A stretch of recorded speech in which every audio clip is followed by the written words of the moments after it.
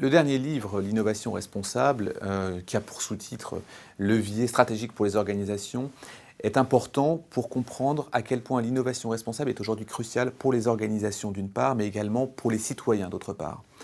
L'enjeu du livre est de montrer qu'il peut à la fois y avoir de l'innovation, de la responsabilité, tout en maintenant la performance.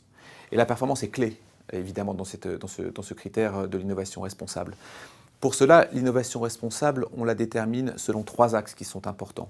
Toujours sous le prisme de la performance, la première question à se poser, c'est: doit-on toujours répondre aux besoins des individus?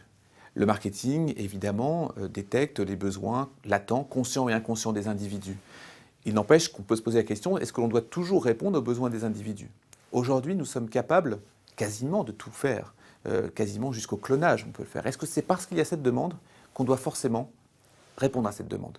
Le deuxième axe de l'innovation responsable, il est sur les impacts directs des innovations. Lorsque je téléphone avec mon smartphone, la question est: est-ce qu'il y a un impact direct sur mon cerveau ou pas? Est-ce que j'ai un risque? C'est l'impact direct du fournisseur de l'innovation sur moi.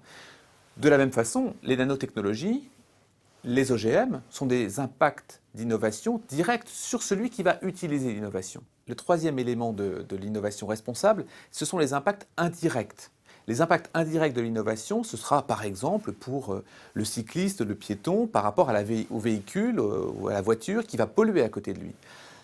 Évidemment, on n'est pas sur l'impact sur le client qui reçoit l'innovation, mais sur l'impact autour de l'innovation sur l'écosystème. L'exemple de l'A380 est pour ça signifiant, c'est-à-dire que l'on a à la fois un impact sur ce qui réceptionne l'innovation en tant que client, en tant que passager, en tant qu'hôtesse, etc., mais également autour de l'A380.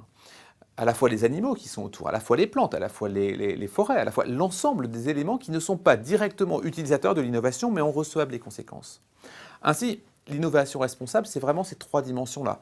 À la fois l'impact direct sur les innovations, à la fois l'impact indirect, et comme on l'a mentionné, est-ce que l'on doit toujours répondre aux besoins des individus?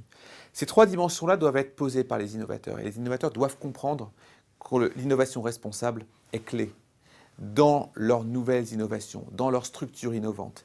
Et l'ouvrage sur l'innovation responsable essaye justement de décrire ça à travers plusieurs exemples d'entreprises, à la fois McDonald's, à la fois Starbucks, à la fois Ben & Jerry, à la fois Unilever, à la fois FedEx, à la fois toutes ces entreprises, grandes entreprises ou plus petites entreprises, qui ont appliqué le principe de l'innovation responsable.